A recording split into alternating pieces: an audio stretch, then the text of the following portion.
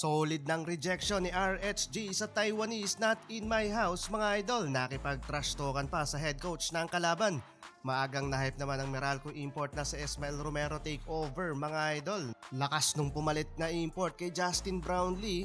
Nagbabawi mga idol ang Meralco Bolts sa ESL, tinalo ang Taoyuan Pilots sa pangalawang pagkakataon. ESL rematch mga idol ng Meralco Bolts kontra sa Taoyuan Pilots, kasalukuyang winless pa rin ang ating pambato sa pocket tournament habang takeover bilang head coach si Nenad Vucinic. First 20 second of the ball game nakapagtalagad mga idol si Romero ng foul para sa Meralco Bolts, pero biglang bawi mga idol, 4 straight points ang Puerto Rican import to cut the baseline mga idol, habang first points ng local player ng Meralco nagmula yan sa corner 3 ni Chris Newsom. Mainit mga idol ang home team sa early quarter, agad namaga sa 9 na puntos ang kalamangan dito sa laban. Hype na hype agad ang fans sa Iligan City Arena, habang nagpaparamdam na din mga idol sa Ronde Hollis Jefferson both offense and defense. Solid ng pagkakasupalbal doon sa Taiwanese. Bago magtapos mga idol ang first quarter, nakahabol pa ang Taoyuan Pilots sa kanilang 6 straight points, same result with a back-to-back 3-pointer ni Luchon Xiang, 14-23 end of first quarter.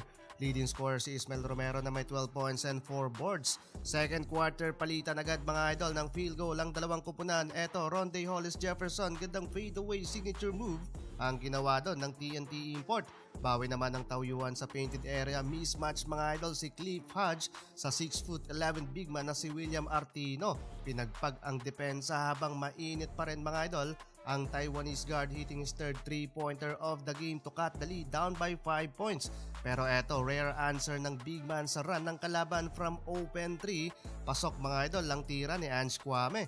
Habang nakapagtala na din mga idol ng 12 points etong Iranian guard na si Mohammad Vahedi ang pumalit mga idol kay Justin Brownlee. Still in control pa rin mga idol ang Meralco Bolts sa first half. Wide open 3-pointer mga idol ang panimulang opensa ng Meralco Bolts mula kay Ronde Hollis Jefferson. Agad nakasagot dyan ng Taoyuan Pilots. Stress din ang sagot ng American import na si Cedric Milner Jr. Contested pa yan ni RHG. Pero step up mga idol ang Iranian import ng Meralco Bolts, best scorer so far with 18 points.